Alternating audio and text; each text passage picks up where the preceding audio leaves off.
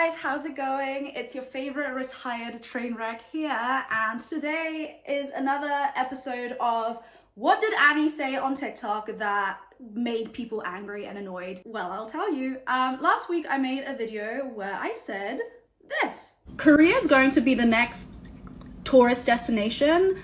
Let's talk about it.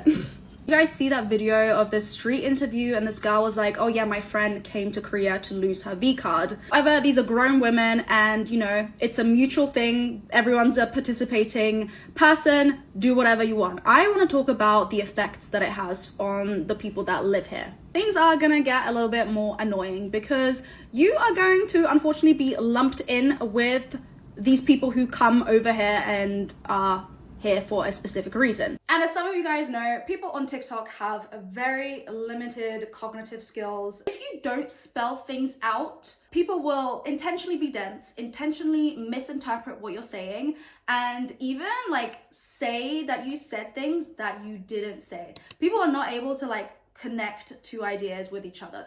I'll show on the screen some of the comments that I received that were just like, you clearly didn't understand the video, because people had an issue with me saying or referring to this phenomenon as sex tourism. Now, when you look up sex tourism, they are right. Sex tourism generally is a practice where usually men, but also women, depending on the country, will go to a foreign country to exploit the impoverished locals by sleeping with them in returns of money, security, whatever they want. Whereas what I'm talking about is, well, usually women who come to Korea do not have to pay these men to sleep with them. Like, they're willing and ready participants. Okay? If anything, like, go on Tinder as a foreign woman and you'll find a man that's willing to take you out on a date and pay for everything in the hopes of being able to experience his first foreign woman. The other things that I said was, in the next 5 to 10 years, there is going to be a connotation to Korea. And that's what a lot of people misunderstand or want to focus on. Because I said, you know how like an old man says, I'm going to the Philippines for the winter, or I'm going to Thailand for the winter, okay? There's a connotation. If I, for example, said, I'm gonna go to Miami next week, the connotation to Miami is partying. So the connotation is, oh, Annie is going there to party. And I said, in the next 5 to 10 years, the connotation to Korea is going to be, oh, you're going there to sleep with the locals. Okay? That's what I compared the Philippines and Thailand to connotation. I made a second video and I said in my video, if it's not sex tourism, what do you call it? And no one had an answer. To be honest, like, my main takeaway from saying this was the fact that women coming to live in Korea, women living in Korea right now, be on guard, because the way that we are regarded or starting to be regarded is slowly changing and not for the better. There's one street interview that really sticks in my mind, and it really makes me wonder, like, how many guys in Korea looked at this video and thought, oh, it's really that easy? Where this girl said her friend came to Korea specifically to lose her V card to a Korean man. We don't want a relationship. I said she wants to lose her. That's it. I genuinely do not care what women do with their bodies when they can get it down the street, or if they have to fly to Korea to get it.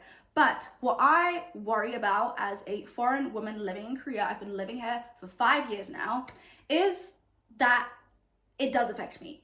Unfortunately, this like shifting perception of foreign women affects me, and it affects my friends. One of my friends, she was walking in Hongdae. She got hit on 3 times in one day in Hongdae. And you'll probably be like, oh, well, she must have been, you know, out in the bars, out at the clubs, what do you expect? No, she was walking to school because she's a student here. She's just living her life. It was broad daylight. And this is also something, by the way, that I mentioned in my TikTok, and I'll get to that in a second. But basically, what me and my friends have noticed as someone who's lived here for quite a while now is the fact that we are now being approached on the street a lot more. You guys know, if you're an OG, my creepy Korean man story times. Like, I have so many where, you know, a Korean man wouldn't take no for an answer. A Korean man insists on following me home because he just believes that I'll fold as soon as, you know, I see him standing at my door and not taking no for an answer, like, you know. So I'm no stranger to these weird men believing I am a certain way because of me not being Korean. However, when I tell you that what was happening to me like 2-3 years ago is nothing in comparison to what happens now, I have seen such a sharp increase of Korean men coming up to me and my friends and hitting on us. I don't know if this is just the rising level of English, guys feel more comfortable, or if it's that they know that they are kind of like the thing right now when it comes to men. They know that a lot of foreign women, because of K-pop and K-dramas, have like a penchant for Korean men. They know that they're in, basically. But for me, it's just like I wanna be able to walk down the street without being followed, without being hit on. I just want to live my life, and unfortunately, we are being lumped in with these sex tourists. Even though apparently I shouldn't be using this word, which again, we'll come back to that in the moment. But one thing that really kind of annoyed me was because I mentioned Hongdae, because that's where my friend goes to school.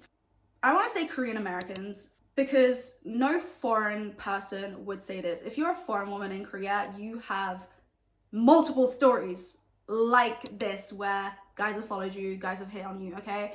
So no foreign woman would ever say this, but multiple people started commenting, being like, well, this only happens in Hongdae. This only happens in the party areas. And it's like, no, I've been followed to my house. I live in like suburban areas, okay? It doesn't matter where in Seoul you are. And I don't want to scare anyone off into coming to Korea. Like I say this all the time, like Korea is safe, okay? But Korea is safer. I'll say that. Korea is safer than a lot of countries that I've lived in, visited. Does it mean that it's completely 100% safe? Absolutely not. Women being open and free with their sexuality should not have an impact on other women. Like, women should be able to sleep around, do whatever they want without these men like turning around being like, oh, well, that must mean all women are like this. Just because Sally said she wants to sleep around and she wants a Korean boyfriend doesn't mean Annie wants to do the same thing. Like 2 weeks ago, I was walking and this guy came up to me and he literally asked me like, oh, are you a tourist or a teacher? Is that the only option for a woman in Korea, tourist or teacher? Also, let's just talk about the fact that when I tell my Korean friends like, oh my god, yeah, a guy just hit on me, my Korean girlfriends are shocked because they're just like, oh my god, that like happens maybe once every like 6 months, once a year maybe. But for a lot of us foreign women, it's like sometimes a daily thing, sometimes a weekly thing. It all boils down to foreign women not being viewed as equals, not viewed as human sometimes. I still haven't really like come up with like what it is, but it's not nice. Yeah, my main takeaway about this whole topic was that foreign women have been and will continue to be targeted just for being foreign, and we already have, unfortunately, like a certain connotation to us, right? And a great comparison to this is how Russian women are regarded, especially in Korea. There's a lot of Russian models or just Russian girls in general who would come to Korea and they would become sex workers, and with time it became so like common, I guess, that nowadays in Korea, if someone asks you, are you Russian? They're asking you if you're a prostitute.